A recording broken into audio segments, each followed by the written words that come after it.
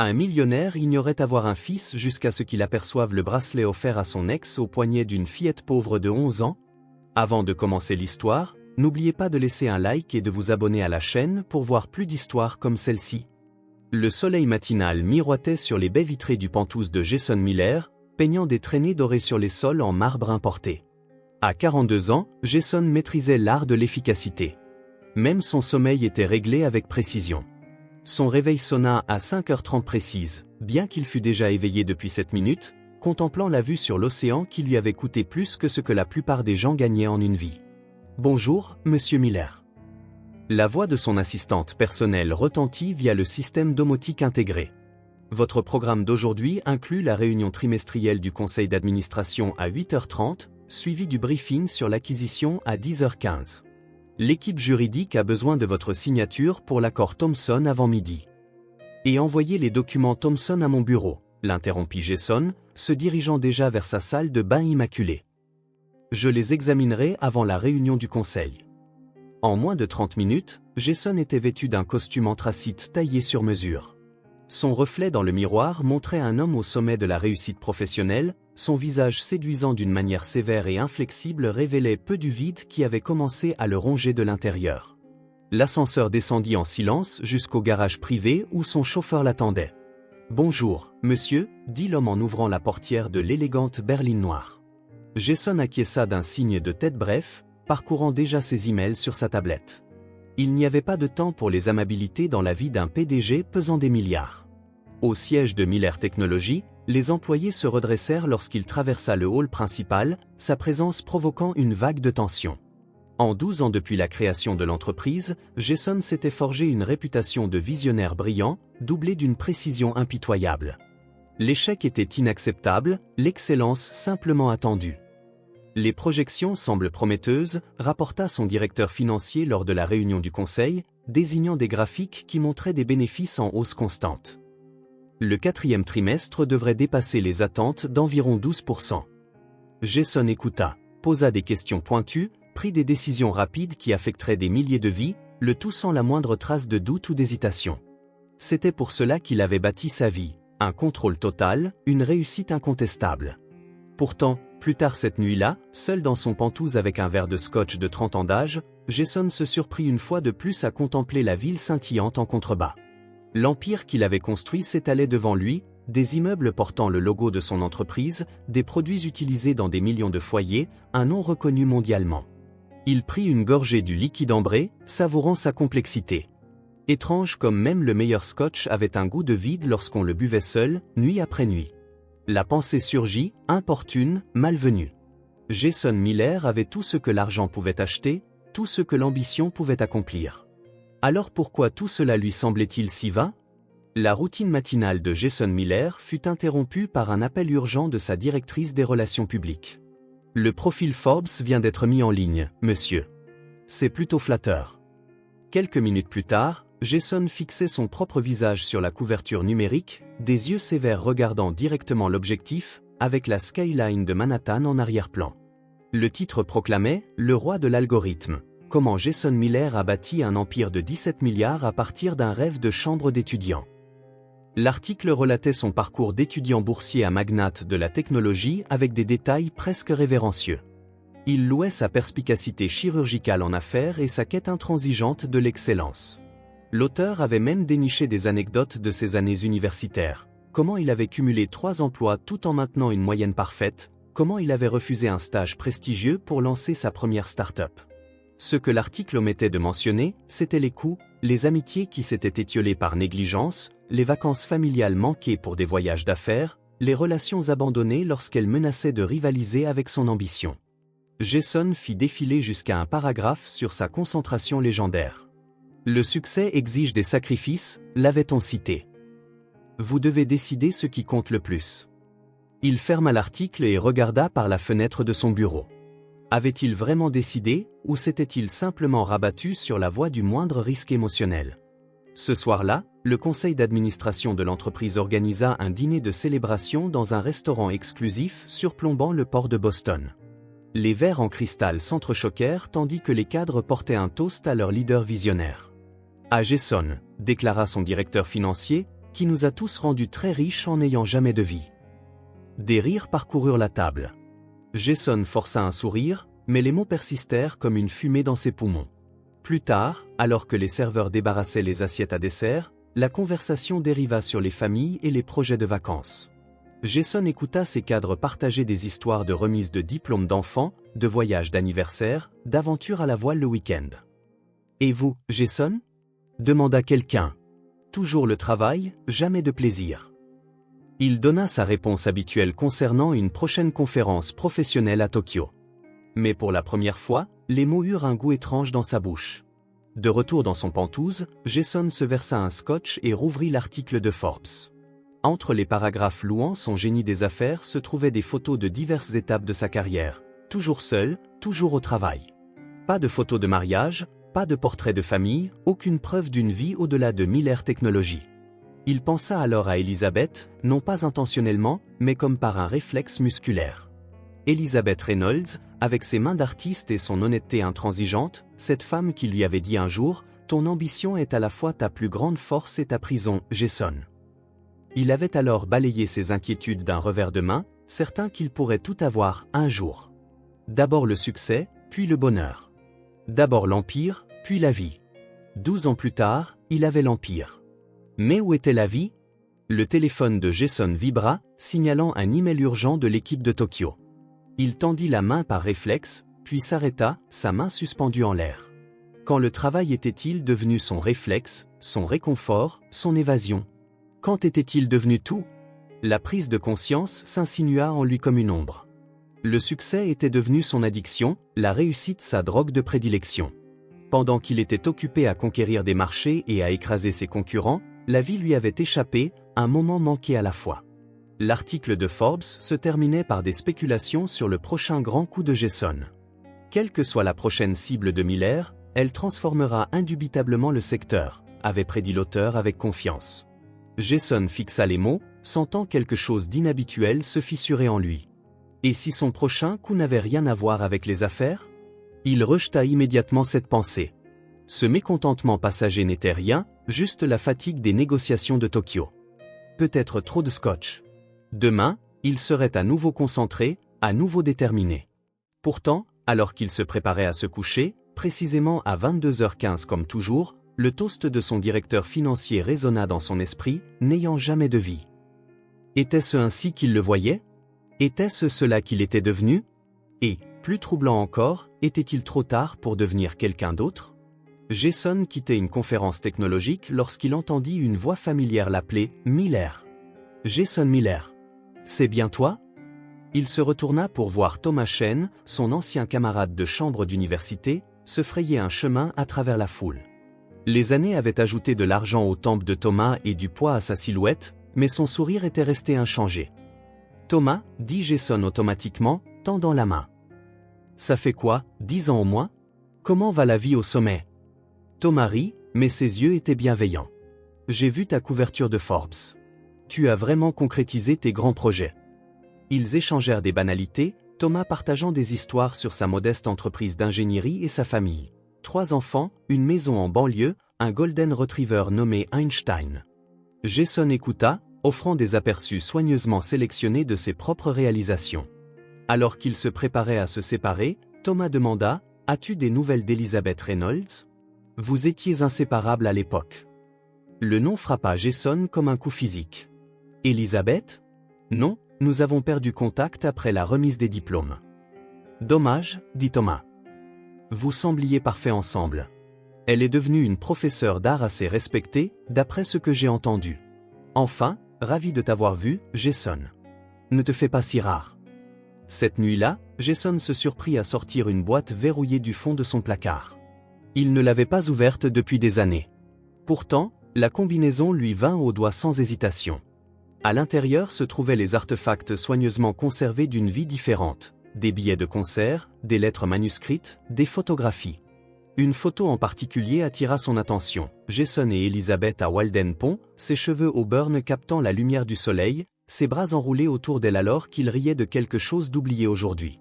Il paraissait incroyablement jeune, incroyablement heureux. Jason se souvint de ce jour avec une clarté douloureuse. Ils avaient séché les cours pour passer l'après-midi au bord de l'eau, Elisabeth esquissant le paysage pendant qu'il exposait ses idées d'entreprise. Nous changerons le monde ensemble, avait-il promis. Ton art, ma technologie, une alliance parfaite. Il mit la photo de côté et attrapa la petite boîte à bijoux au fond de la boîte verrouillée. Elle était vide maintenant, mais il se souvenait de ce qu'elle avait contenu. Un bracelet en saphir personnalisé avec leurs initiales discrètement gravées sur le fermoir. Un cadeau d'adieu qu'il avait offert à Elisabeth le jour où tout avait changé. Ce jour-là avait commencé par une célébration. Jason avait reçu une offre d'un investisseur en capital risque, un financement important pour sa start-up, mais avec une condition. Il devrait déménager immédiatement dans la Silicon Valley. C'est juste temporaire, avait-il assuré à Elisabeth, 1 an, peut-être 2, puis nous pourrons être à nouveau ensemble. Mais Elisabeth avait vu clair en lui, comme toujours. Ce n'est que le début, Jason. Il y aura toujours une autre affaire, une autre opportunité, une autre raison de mettre notre vie commune en attente. Je fais ça pour nous, avait-il insisté. Non, avait-elle dit doucement. Tu le fais pour toi, et c'est normal, mais ne prétendons pas que c'est autre chose. Elle lui avait rendu le bracelet. Je ne peux pas être la chose vers laquelle tu reviens quand tu as conquis le monde, Jason. J'ai besoin d'être le monde que tu construis à mes côtés. Il était parti le lendemain, convaincu qu'il pourrait avoir les deux, le succès et la relation. Au moment où il réalisa qu'Elisabeth avait eu raison, trop de temps s'était écoulé, trop d'occasions de choisir différemment avaient été manquées. Maintenant, seul dans son pantouse, Jason chercha le nom d'Elisabeth en ligne. Il trouva des articles sur sa carrière d'enseignante, un prix qu'elle avait reçu pour l'éducation artistique, des photographies d'expositions qu'elle avait organisées. Les informations les plus récentes dataient de 2 ans, puis plus rien. C'était comme si elle avait disparu, laissant Jason avec rien d'autre que des souvenirs et le vide douloureux de ce qui aurait pu être. Le scandale des pratiques de travail nuit à notre image publique, Monsieur Miller, déclara Rebecca Lou, responsable des relations publiques de Miller Technologies. Nous devons faire preuve de responsabilité d'entreprise. Jason fronça les sourcils en regardant les données sur sa tablette. L'enquête sur les conditions de travail dans leurs usines à l'étranger avait provoqué une chute de 7% de la valeur des actions et un tollé incessant sur les réseaux sociaux. Que suggérez-vous ? Demanda-t-il, déjà impatient face à cette distraction des affaires réelles. Rebecca exposa plusieurs options, mais ce fut Marcus Jenkins, l'ami de longue date et conseiller juridique de Jason, qui proposa l'idée gagnante. Un programme de mentorat, dit Marcus en se penchant en avant. L'éducation technologique pour les jeunes défavorisés. C'est personnel, percutant et cela s'attaque directement à l'image du géant technologique sans cœur. Jason secoua immédiatement la tête. Je n'ai pas le temps de faire la nounou à des adolescents. Vous n'auriez pas besoin de beaucoup d'implication, l'assura Rebecca, juste assister au lancement, peut-être quelques séances photos. Et si vous vous pointiez réellement au mentorat de temps en temps, ça ne ferait pas de mal, ajouta Marcus avec un sourire entendu. Plus tard, seul avec Jason dans son bureau, Marcus laissa tomber la façade des relations publiques. Écoute, tu as besoin de ça, pas seulement l'entreprise, toi. Depuis quand es-tu mon thérapeute ? Demanda Jason, irrité. Depuis Harvard, quand je t'ai vu te transformer d'un être humain réel en... Marcus fit un geste vague vers Jason. Ça. Quand as-tu fait quelque chose pour la dernière fois qui ne concernait pas gagner de l'argent ou écraser des concurrents ? Jason n'eut aucune réponse. 2 semaines plus tard, le projet Avenir numérique fut annoncé en grande pompe. Jason insista sur des paramètres stricts. Le programme se concentrerait exclusivement sur la technologie et l'entrepreneuriat, des sujets qu'il comprenait, et son implication personnelle serait minimale. Je fournirai le financement et les orientations pédagogiques, dit-il au comité de planification. Mais j'ai une entreprise à diriger. Le comité acquiesça, déjà habitué aux limites du travail avec les donateurs corporatifs. Seule Sofia Garcia, la directrice du centre communautaire, ne sembla pas impressionnée par ces conditions. Ces enfants n'ont pas besoin d'un autre bienfaiteur distant qui leur jette de l'argent, dit-elle lors d'une réunion de planification. Ils ont besoin de vrais mentors qui se présentent. Jason se hérissa face à sa franchise. Madame Garcia, je vous assure que ma contribution financière est très généreuse. Elle l'interrompit, mais l'argent n'apprend pas aux enfants à coder. Les gens, si. Ces mots restèrent avec lui, une écharde irritante dans ses pensées par ailleurs ordonnées. Lorsque Marcus lui envoya le planning des relations publiques qui incluait des visites mensuelles au centre, Jason ne le rejeta pas immédiatement comme il l'aurait fait auparavant.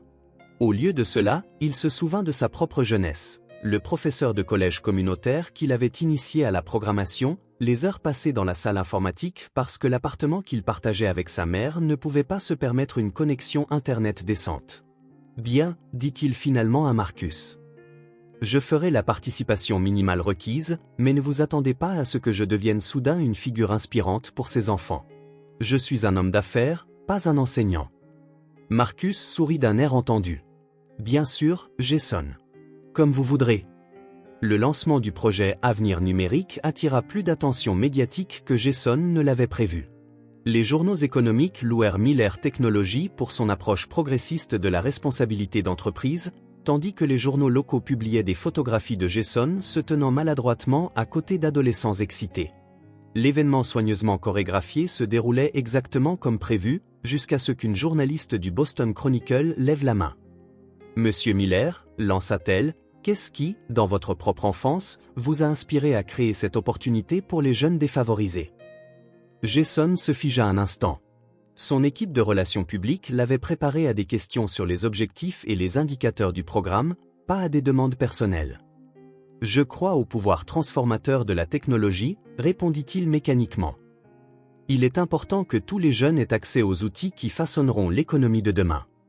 La journaliste insista, mais quel lien personnel avez-vous avec ces communautés? Qu'est-ce qui vous pousse à aider ces enfants en particulier? Jason sentit une goutte de sueur couler dans son dos. Je reconnais simplement que le talent peut venir de n'importe où, dit-il, sa voix anormalement raide. Notre entreprise en profite lorsque nous élargissons le vivier de talents. Même à ses propres oreilles, les mots sonnaient creux, une platitude d'entreprise plutôt qu'une réponse humaine. Cette nuit-là, seul dans son pantouse, Jason se versa un scotch plus généreux que d'habitude. Les questions de la journaliste avaient déterré des souvenirs qu'il préférait garder enfouis. Il se souvint de sa mère, Elena Miller, cumulant 3 emplois pour les maintenir à flot après que son père les eut abandonnés. Il se souvint de la honte des bons de repas gratuits, de l'appartement au chauffage perpétuellement en panne, des nuits où sa mère s'endormait épuisée à la table de la cuisine après ses interminables gardes. Il se souvint s'être juré à 12 ans qu'il ne dépendrait jamais de personne, qu'il construirait une forteresse autour de lui si sûr que rien ni personne ne pourrait jamais le rendre vulnérable à nouveau.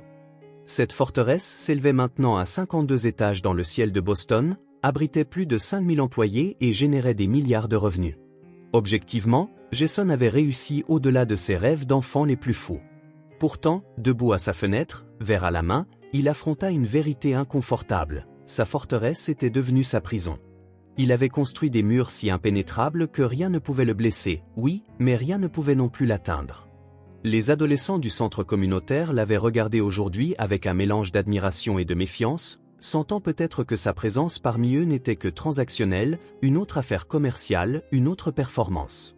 Pour la première fois depuis des années, Jason se demanda si la vie qu'il avait construite était réellement celle qu'il voulait, si le succès qu'il avait obtenu à un tel prix était vraiment un succès.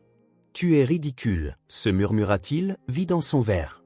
« C'est exactement ce pour quoi tu as travaillé. » Mais alors qu'il se préparait à se coucher avec sa précision habituelle, une petite voix persistante lui souffla qu'il avait peut-être travaillé pour les mauvaises choses depuis le début.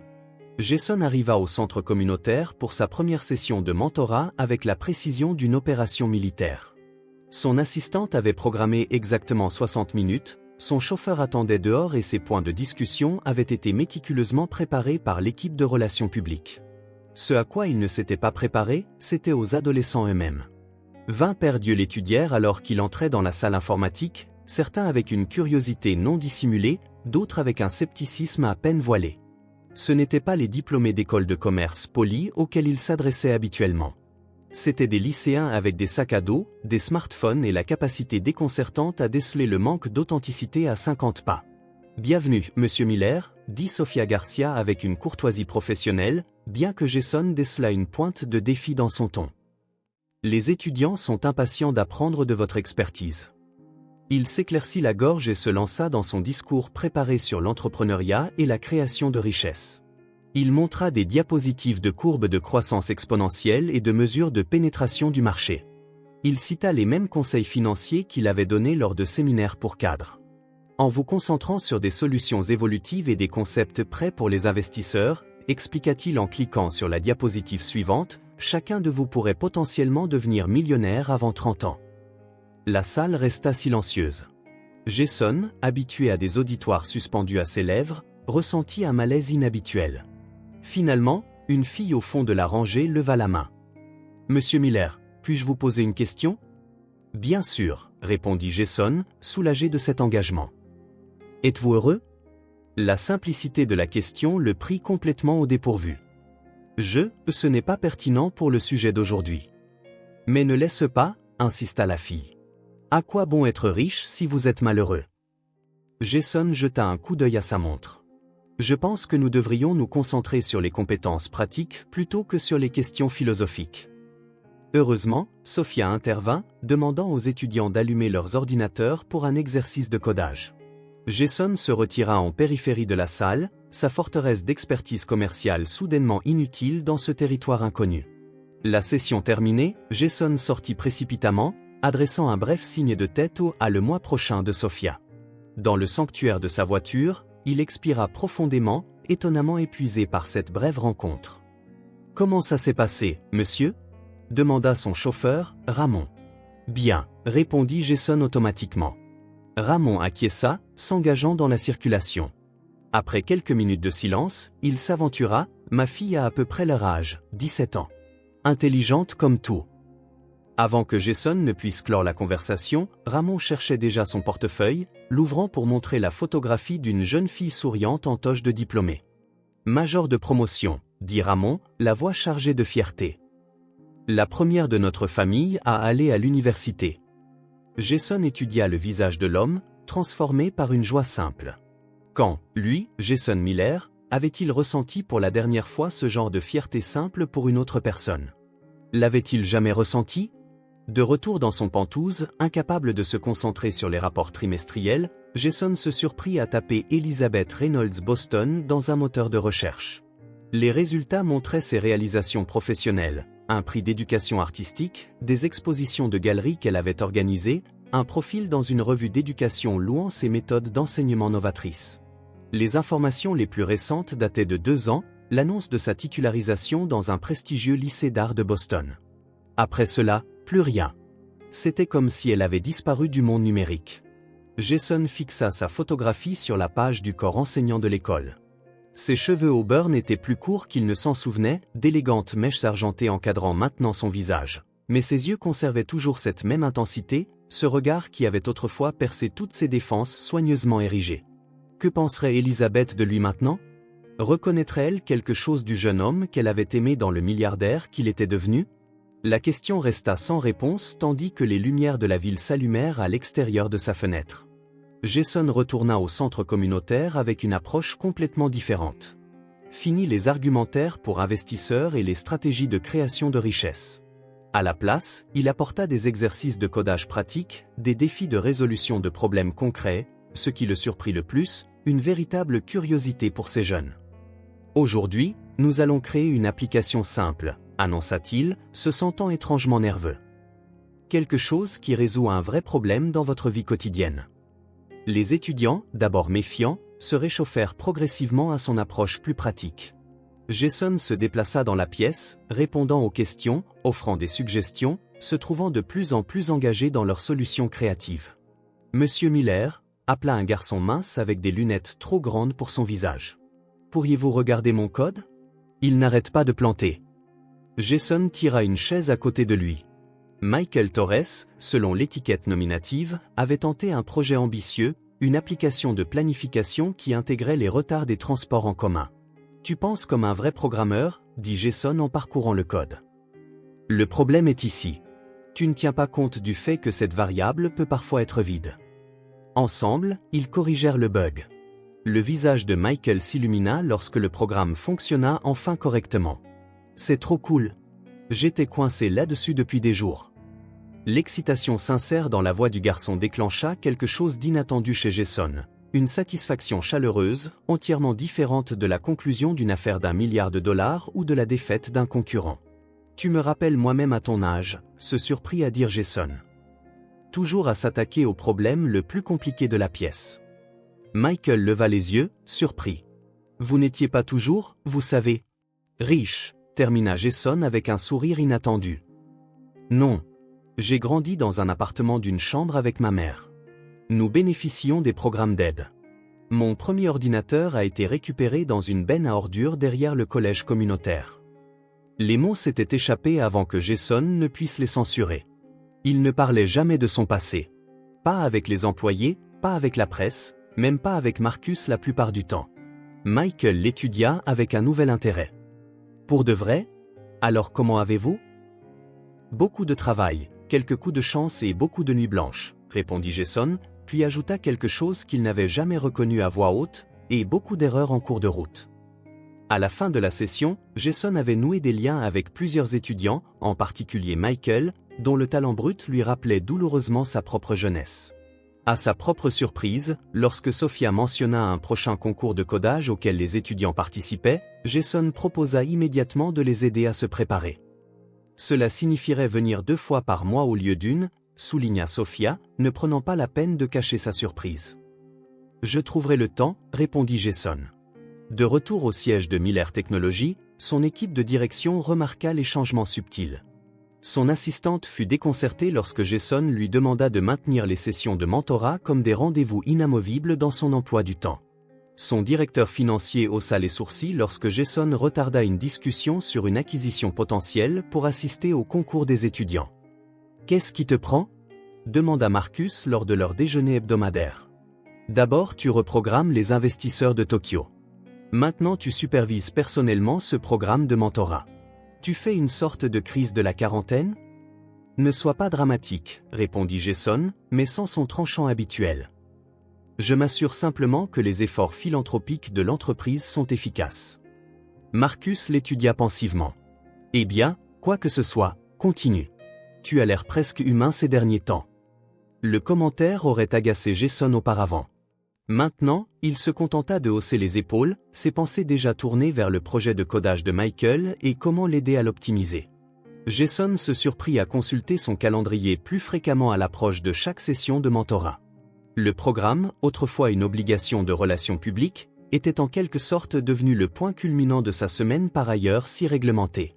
Il avait modernisé les ordinateurs vieillissants du centre avec du matériel de pointe, recruté les meilleurs programmeurs de son entreprise pour fournir un soutien supplémentaire, et même créé un fonds de bourse d'études pour les étudiants souhaitant poursuivre des carrières technologiques après le lycée. Vous êtes vraiment investi dans ce programme, observa Sophia un après-midi alors qu'il regardait les étudiants travailler. Je dois admettre que je ne m'y attendais pas. Jason la regarda, notant pour la première fois l'intelligence chaleureuse dans ses yeux sombres. Moi non plus, Adil. Qu'est-ce qui a changé ?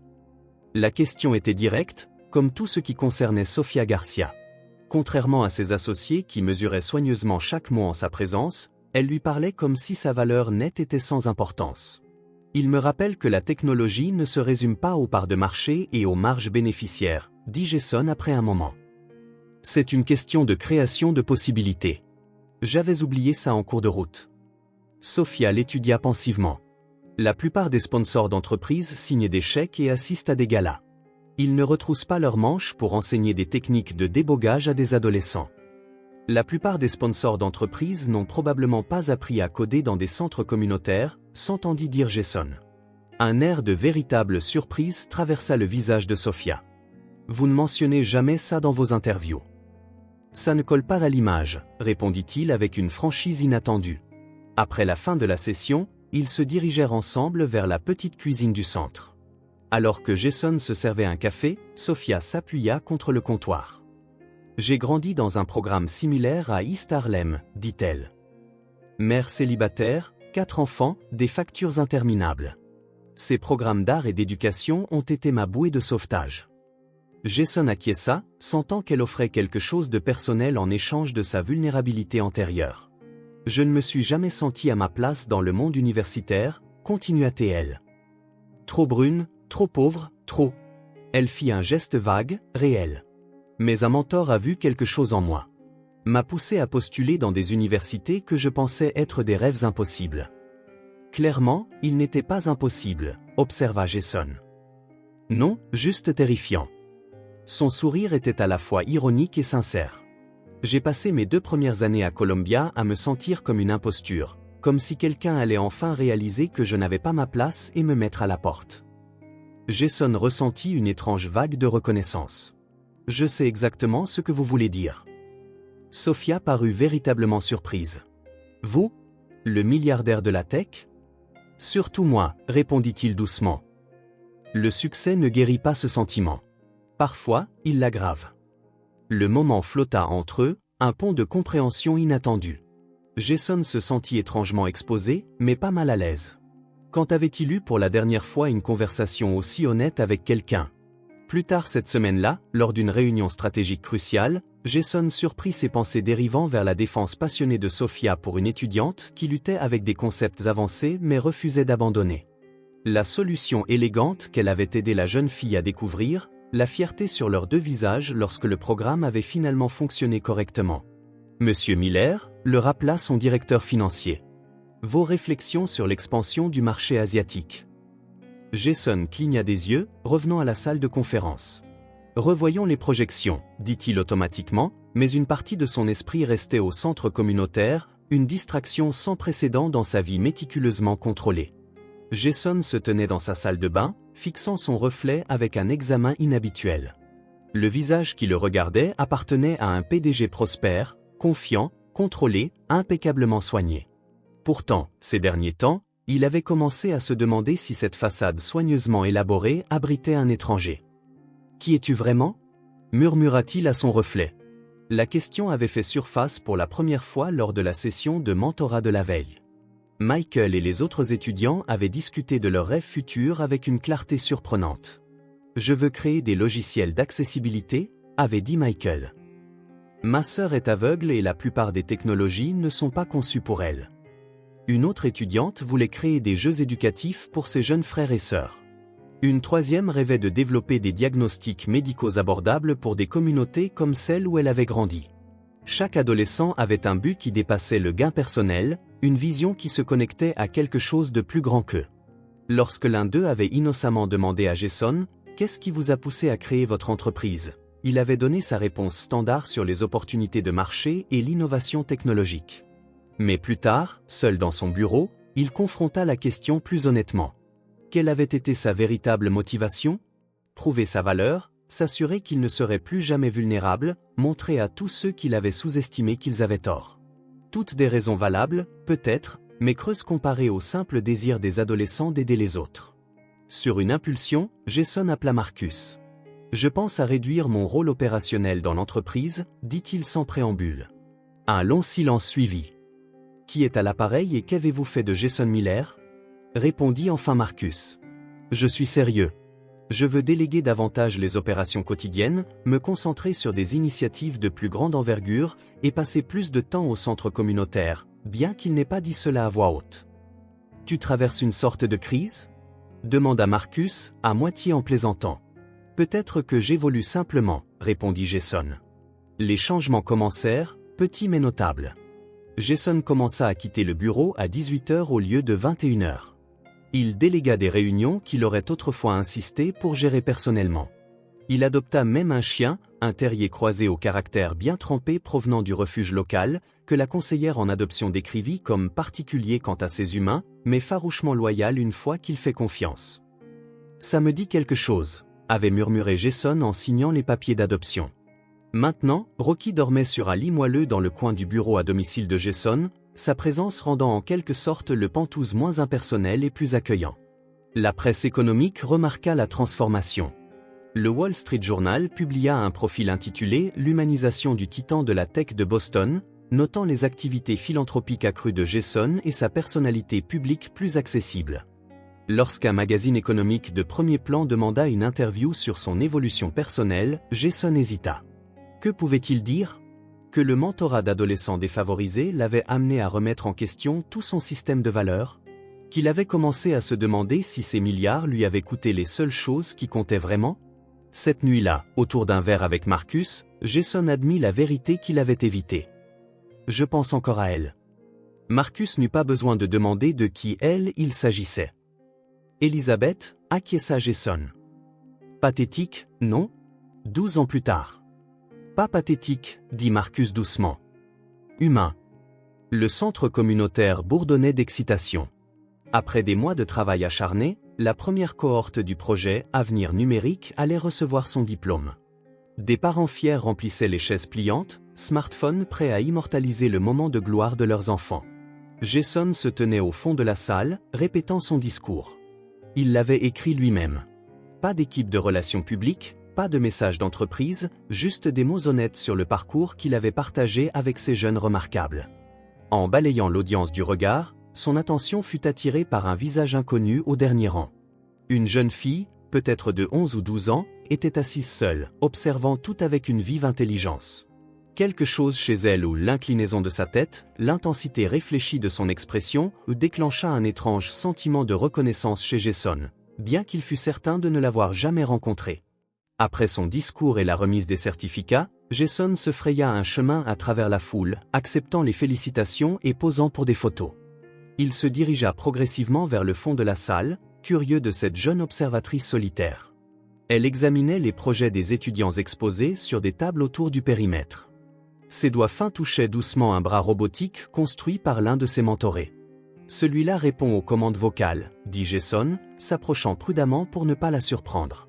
« C'est Michael qui l'a construit pour sa sœur. » La jeune fille leva les yeux, ses prunelles s'écarquillant légèrement d'être interpellée par l'orateur principal de l'événement. « C'est vraiment astucieux, » dit-elle, sa voix claire et confiante.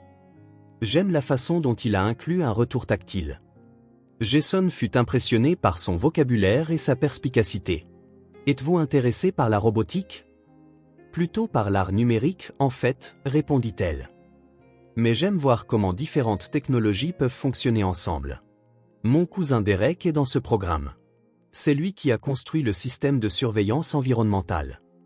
Derek Williams. » Jason acquiesça. Excellente capacité de raisonnement spatial.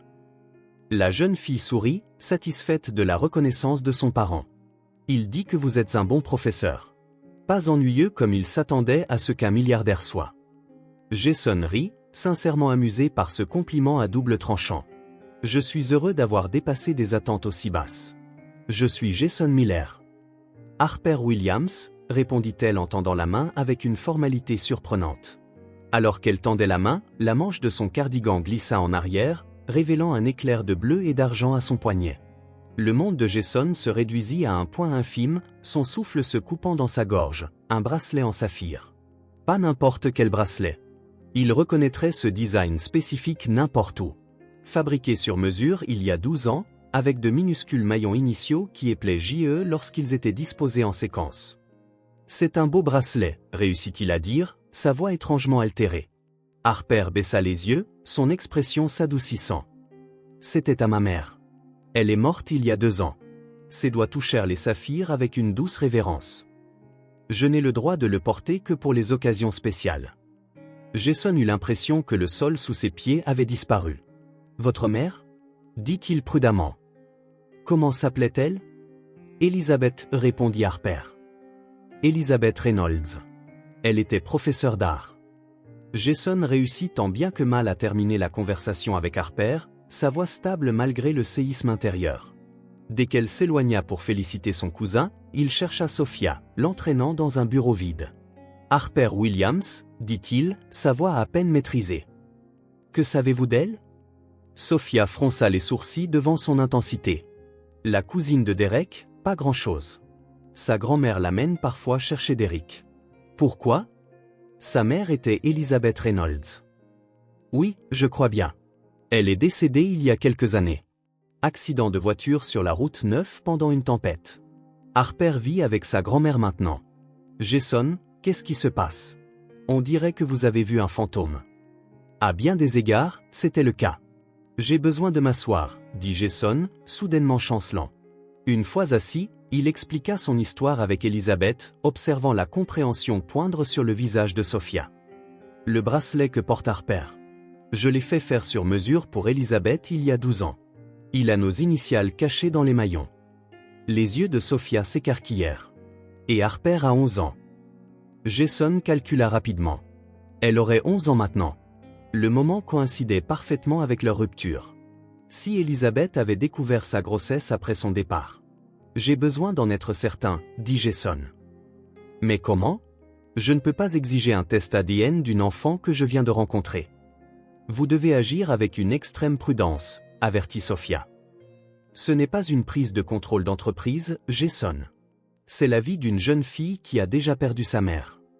Au cours de la semaine suivante, Jason lança une enquête discrète. Les registres de naissance confirmèrent la date de naissance d'Harper, exactement 9 mois après son départ pour la Silicon Valley. Elizabeth n'avait mentionné aucun père sur l'acte de naissance. Il obtint une photographie d'Harper en bas âge, suffoquant devant la ressemblance indubitable avec ses propres photos d'enfance. La même mâchoire déterminée, le même regard analytique. Les preuves étaient accablantes. Pourtant, Jason oscillait entre l'euphorie et la rage. Il avait une fille brillante et éloquente dont il n'avait jamais connu l'existence. Elizabeth lui avait caché Harper pendant 11 ans, les privant tous les deux d'une relation qui ne pourrait jamais être récupérée. Un soir, incapable de contenir son tumulte intérieur, Jason se rendit au cimetière de Mount Auburn où Elizabeth était enterrée. Debout devant sa simple pierre tombale, la pluie trempant son manteau coûteux, il déchaîna enfin la tempête qui faisait rage en lui. « Comment as-tu pu » demanda-t-il à la pierre silencieuse. « Tu n'avais pas le droit de me la cacher. Était-ce une punition? Une vengeance pour avoir choisi ma carrière ?» Sa colère céda progressivement la place au chagrin. Pas seulement pour Elizabeth, mais pour les années perdues avec Harper. Pour la famille qu'ils auraient pu être. « Je serais revenu, » murmura-t-il, la pluie se mêlant aux larmes sur son visage.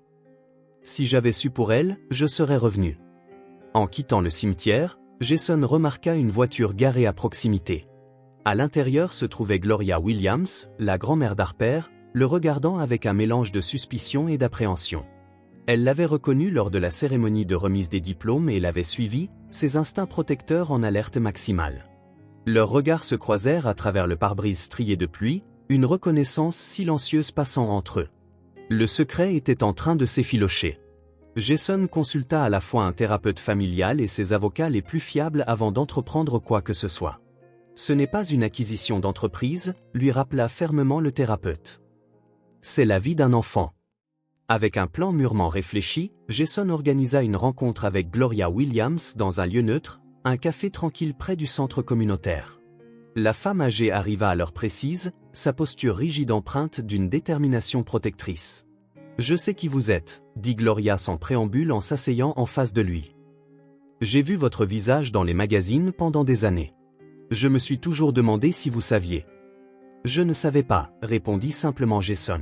« Pas avant d'avoir vu le bracelet. » Gloria l'étudia avec des yeux perçants, rappelant ceux de sa petite fille. « Elizabeth ne vous l'a jamais dit. »« Non. Nous. Je suis parti en Californie. La relation s'est terminée. Je n'avais aucune idée qu'elle était enceinte. » L'expression de Gloria s'adoucit légèrement. Elle a envisagé de vous le dire de nombreuses fois. J'ai une boîte de lettres qu'elle a écrite mais jamais envoyée. Pourquoi ne l'a-t-elle pas fait? La question avait tourmenté Jason pendant des semaines. Gloria soupira, ses yeux lointains emplis de souvenirs.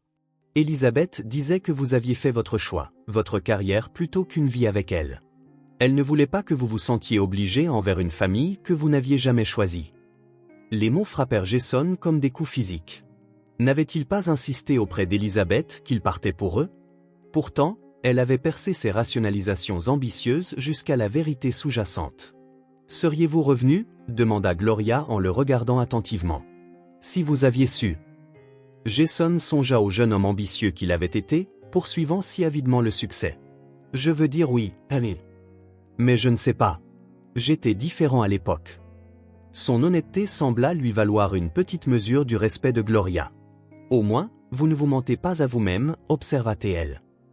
Elizabeth disait toujours que c'était votre meilleure qualité, quand vous vous le permettiez. » Ils passèrent l'heure suivante à discuter d'Harper, son intelligence, son talent artistique hérité de sa mère, sa détermination obstinée si semblable à celle de son père inconnu.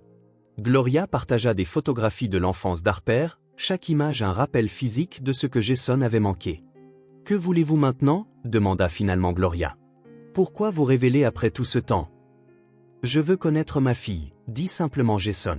« Je ne peux pas récupérer les années que j'ai perdues, mais je ne veux plus en perdre d'autres. » Ensemble, avec l'aide de Sophia, ils élaborèrent un plan prudent pour présenter Jason comme le père d'Harper. Il créa un programme spécial d'art numérique au centre communautaire, sachant que cela attirerait l'intérêt d'Harper.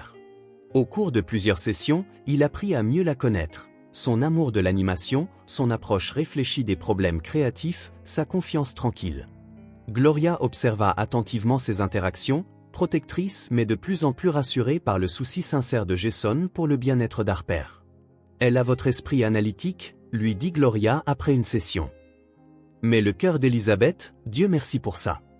Quand vint enfin le moment de dire la vérité à Harper, Jason était terrifié d'une manière qu'aucune crise commerciale ne l'avait jamais fait se sentir. Ils choisirent un samedi après-midi dans la modeste maison de Gloria, créant un espace sûr pour toute réaction qui pourrait survenir. « Il y a quelque chose d'important que nous devons te dire », commença Gloria, assise à côté d'Harper sur le canapé usé du salon. « Harper, » commença doucement Gloria, « tu sais comment nous avons toujours parlé de ta maman et de toutes les choses merveilleuses à son sujet, mais nous n'avons jamais beaucoup parlé de ton père. » Harper acquiesça, ses yeux intelligents se déplaçant entre sa grand-mère et Jason. Il y avait déjà une suspicion qui grandissait là, une connexion que son esprit vif commençait à faire. « La vérité est, » continua Gloria, « que ta mère a pris une décision il y a des années. Une décision qu'elle pensait être la meilleure à l'époque. »« Monsieur Miller est mon père, » dit Harper doucement, son regard fixé sur Jason. Ce n'était pas une question. Jason sentit sa poitrine se serrer. « Oui, » confirma-t-il, sa voix à peine stable. « Je le suis. » L'expression d'Harper passa par de multiples émotions, surprise, confusion, colère. « Le saviez-vous depuis tout ce temps ? » « Non, » répondit honnêtement Jason. « Je ne l'ai réalisé que lorsque j'ai vu le bracelet lors de la cérémonie de remise des diplômes, celui qui appartenait à ta mère. » La main d'Harper se déplaça protectricement vers son poignet où reposait le bracelet en saphir. « Pourquoi personne ne me l'a dit ? Pourquoi maman ne me l'a pas dit ?» Sa voix s'éleva légèrement, tremblante d'émotion. « Ta mère pensait qu'elle vous protégeait tous les deux, » expliqua Gloria. « Nous protéger de quoi ? » demanda Harper, les yeux embués de larmes. « De nous connaître ? Ce n'est pas de la protection. C'est... » Elle se leva brusquement, attrapant son sac à dos. « J'ai besoin de réfléchir. » Avant que l'un ou l'autre des adultes ne puisse l'arrêter, elle se précipita hors de la porte d'entrée. Jason commença à la suivre, mais Gloria lui attrapa le bras. « Laissez-lui une minute. Je sais où elle ira. » 20 minutes plus tard, Jason se tenait devant un modeste immeuble d'appartement où Elizabeth et Harper avaient vécu avant l'accident. Le gérant de l'immeuble, reconnaissant Gloria, les avait à contre-cœur laissés entrer dans l'unité maintenant vacante. Ils trouvèrent Harper assise dans le salon vide, le dos contre le mur où de faibles marques montraient encore où des tableaux avaient été accrochés. « C'était ma maison, » dit-elle sans lever les yeux alors qu'ils entraient. « Avec maman. » Mais tout était basé sur des mensonges. « Pas des mensonges, » dit Jason prudemment, s'asseyant en face d'elle. « Des choix compliqués. Ta mère a fait ce qu'elle pensait être le mieux. »« Pourquoi ne nous avez-vous pas cherché ?» demanda Harper, rencontrant enfin ses yeux avec une franchise qui lui rappelait douloureusement Elizabeth. « Je ne savais pas pour toi, » répéta Jason. « Si j'avais su, seriez-vous venu ?» Le défi dans sa voix était indubitable. Jason hésita, puis choisit l'honnêteté. « J'aimerais dire oui immédiatement, mais la vérité est que j'étais différent à l'époque, entièrement concentré sur ma carrière. Ta mère le savait. » Harper sembla apprécier sa franchise. « Alors, que se passe-t-il maintenant ?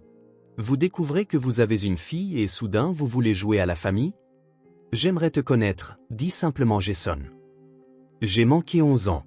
Je ne veux plus en manquer. Mais cela doit se faire à ton rythme, pas au mien. » La tension dans les épaules d'Harper s'apaisa légèrement. Elle plongea la main dans son sac à dos et en sortit un livre usé, le journal d'Elizabeth. Maman écrivait parfois sur vous. Elle se demandait si elle avait fait le bon choix en ne vous le disant pas. Jason déglutit difficilement. « Puis-je voir ?» Harper hésita, puis lui tendit le journal. Les mains de Jason tremblèrent en l'ouvrant, retrouvant l'écriture familière d'Elizabeth sur les pages. Harper pose parfois des questions sur son père, lisait-on dans une entrée. Je lui dis qu'il vit loin, travaillant sur des choses importantes. Pas entièrement faux. Je regarde l'entreprise de Jason grandir, son succès s'accumuler, et je me demande si je les ai privés tous les deux d'une relation. Mais aurait-il eu du ressentiment à abandonner ses rêves pour une famille inattendue? Harper aurait-elle grandi en se sentant comme une obligation plutôt qu'une joie? J'ai fait mon choix. J'espère qu'un jour elle comprendra pourquoi. La nouvelle éclata 3 jours plus tard. Un milliardaire de la tech découvre une fille secrète, titraient les journaux à travers tous les grands médias.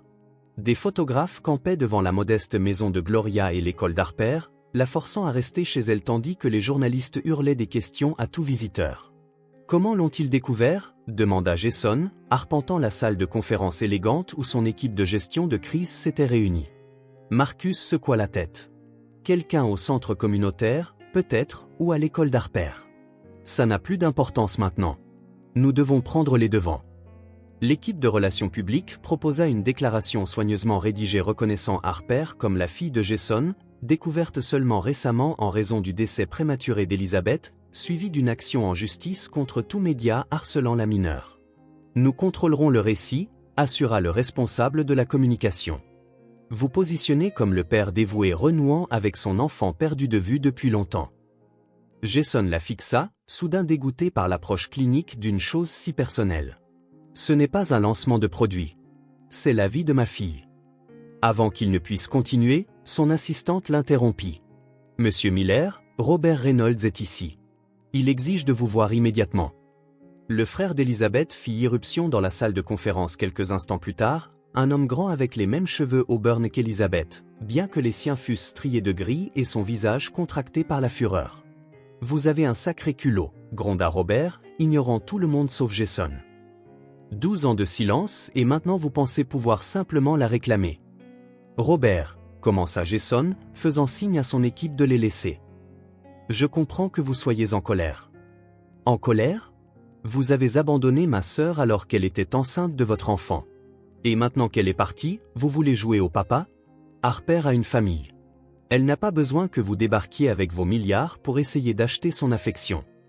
Je ne savais pas qu'Elizabeth était enceinte, dit Jason doucement.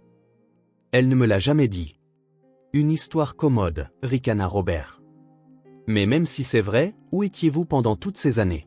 Trop occupé à construire votre empire pour prendre des nouvelles de la femme que vous prétendiez aimer? L'accusation fit mouche. Pourquoi n'avait-il jamais contacté Elizabeth? Fierté, peur, l'élan incessant de l'ambition qui n'autorisait jamais de regarder en arrière. Robert n'avait pas fini. Harper et Gloria allaient très bien avant votre arrivée.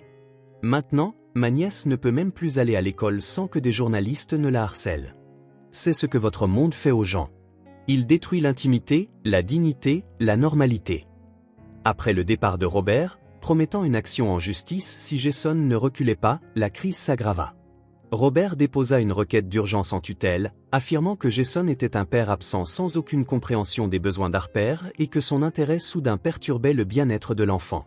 Le premier instinct de Jason fut d'écraser l'opposition avec son arsenal juridique. Il ordonna à ses avocats de préparer la contre-argumentation la plus solide possible, mobilisant ses ressources et son influence. Nous allons gagner, l'assura son avocat principal. Reynolds n'a pas les ressources pour se battre contre vous, et aucun juge ne statuerait contre un père biologique avec vos moyens. Ce soir-là, alors que Jason examinait la stratégie juridique agressive que son équipe avait préparée, Harper l'appela sur le numéro privé qu'il lui avait donné. Tout le monde à l'école sait, dit-elle, sa voix fluette. Certains enfants disent des choses horribles sur maman. Quelle était votre, que vous l'avez payée aussi? Rien de tout cela n'est vrai, dit Jason fermement, son cœur se brisant devant la douleur dans sa voix. Ta mère était la personne la plus intègre que j'ai jamais connue. Oncle Robert dit que vous allez utiliser votre argent et vos avocats pour m'éloigner de grand-mère. Harper, ce n'est pas. C'est comme ça que vous résolvez les problèmes, l'interrompit-elle, une nouvelle dureté dans sa voix. En écrasant les gens qui ne sont pas d'accord avec vous? En utilisant votre pouvoir et votre argent pour obtenir ce que vous voulez? La question frappa Jason comme un coup physique. C'était exactement ce qu'il s'apprêtait à faire, déployer ses vastes ressources pour submerger l'opposition de Robert, que cette approche soit la meilleure pour Harper ou non. Après avoir raccroché, Jason resta assis seul dans son bureau pendant des heures. Quel genre de père voulait-il être? Quelle leçon enseignait-il à Harper avec sa première décision parentale importante? L'entrée du journal d'Elizabeth résonna dans son esprit. Le lendemain matin, Jason appela son équipe juridique. Annulez tout, ordonna-t-il. Nous adoptons une approche complètement différente. 1 an s'était écoulé depuis que Jason avait découvert qu'Harper était sa fille. Debout sur la terrasse de son Penthouse, il la regardait montrer à sa grand-mère la vue sur la ville, désignant des monuments avec l'assurance de quelqu'un qui se sentait désormais chez elle dans cet espace autrefois étranger. La transformation du Penthouse reflétait la transformation de la vie de Jason. L'ancienne vitrine de designer stérile présentait désormais les œuvres d'art d'Harper sur les murs, des photographies sur les étagères et un atelier d'art ultramoderne là où se trouvait autrefois une chambre d'amis rarement utilisée. Même Rocky, son chien de refuge, avait une collection de jouets éparpillés sur les sols autrefois immaculés. « Papa » appela Harper, testant encore le mot qui était devenu plus naturel au fil des mois d'une construction relationnelle soignée. « On peut emmener mamie à ce restaurant italien ce soir, celui avec le tiramisu ?»« Absolument » répondit Jason, se réchauffant à la manière décontractée dont elle l'incluait dans ses projets. Le chemin jusqu'à ce moment avait été tout sauf paisible. Plutôt que de se battre contre Robert devant les tribunaux, Jason avait adopté une approche radicalement différente. Il avait demandé une médiation, reconnu la légitimité des préoccupations de la famille et proposé un plan d'intégration progressive qui donnait la priorité au bien-être émotionnel d'Harper par-dessus tout. Sa volonté de compromis avait surpris tout le monde, peut-être lui-même le plus. Le Jason Miller d'il y a 1 an aurait considéré le compromis comme une faiblesse, aurait déployé toutes les ressources pour gagner à tout prix. Progressivement, sa sincérité avait conquis même le sceptique Robert. Lorsque l'oncle d'Harper avait vu Jason réorganiser des réunions d'affaires mondiales pour assister à l'exposition d'art de son école, quelque chose avait changé dans leur relation conflictuelle. « Vous n'êtes pas celui que je pensais », avait admis Robert à contre-cœur après avoir regardé Jason passer des heures à aider Harper sur un projet d'art numérique difficile. Jason avait créé la fondation Elizabeth Reynolds, offrant une éducation artistique aux communautés défavorisées et des bourses d'études aux parents célibataires poursuivant des carrières créatives. La fondation devint rapidement sa principale priorité alors qu'il se retirait des opérations quotidiennes de Miller Technologies. « Es-tu sûr de ça ?» avait demandé Marcus lorsque Jason avait annoncé son rôle réduit dans l'entreprise. « C'est tout ce que tu as construit. »« Non. » avait répondu Jason, regardant Harper collaborer avec Sophia sur un projet de fresque murale communautaire. « Ça, c'est tout ce que j'ai construit. Ce n'était qu'une entreprise. » Maintenant, se préparant pour la fête du 12e anniversaire d'Harper, Jason ressentait un contentement qui lui avait échappé pendant toutes ces années d'accumulation de richesses. Gloria avait emménagé dans une maison confortable près de l'école et du Penthouse de Jason, permettant à Harper de partager son temps entre les 2 foyers. Jason s'était soigneusement assuré que la rénovation préservait le caractère précieux de la maison de Gloria tout en y ajoutant des commodités modernes. Alors que les invités arrivaient pour la célébration, camarades de classe, amis du centre communautaire, Robert et sa famille venus de Londres, Jason se retira brièvement dans son bureau. De son coffre-fort, il sortit une petite boîte à bijoux. Lorsque le gâteau eut été coupé et la chanson traditionnelle chantée, Jason offrit son cadeau à Harper. « C'est pour compléter celui que ta mère t'a donné », expliqua-t-il alors qu'elle ouvrait la boîte pour révéler un second bracelet en saphir, conçu pour correspondre à l'original d'Elizabeth mais portant les initiales H et J discrètement intégrées dans les maillons. Les yeux d'Harper s'emplirent de larmes alors qu'elle comprenait la signification entre les 2 bracelets. « C'est parfait », murmura-t-elle, le mettant immédiatement à son autre poignet. « J'ai quelque chose pour toi aussi », dit-elle en le conduisant à son ordinateur. « J'y travaille depuis des mois. » Sur l'écran apparut un musée numérique magnifiquement conçu, une archive aimante de la vie d'Elizabeth en tant que mère. Utilisant les compétences que Jason lui avait enseignées, Harper avait créé une galerie virtuelle de photographies, d'œuvres d'art et d'entrées de journal qui capturait les 11 années qu'il avait manquées. « Maintenant, tu peux voir qui elle était vraiment », expliqua doucement Harper, « pas seulement qui elle était pour toi, mais qui elle était pour moi. » Alors que Jason parcourait l'exposition virtuelle, voyant Elizabeth avec bébé Harper, Harper bambine, Harper à l'école primaire, les histoires du soir, les projets artistiques, les costumes d'Halloween, les moments tranquilles d'amour maternel, il ressentit un mélange complexe de chagrin et de gratitude. « Elle voulait que je te connaisse », dit Harper, désignant une entrée de journal datant de peu avant l'accident. « Elle prévoyait de te contacter cet été-là. Elle a écrit qu'il était temps. » La révélation frappa profondément Jason. Elizabeth avait choisi de tendre la main après toutes ces années, seulement pour que le destin intervienne avec une cruelle ironie.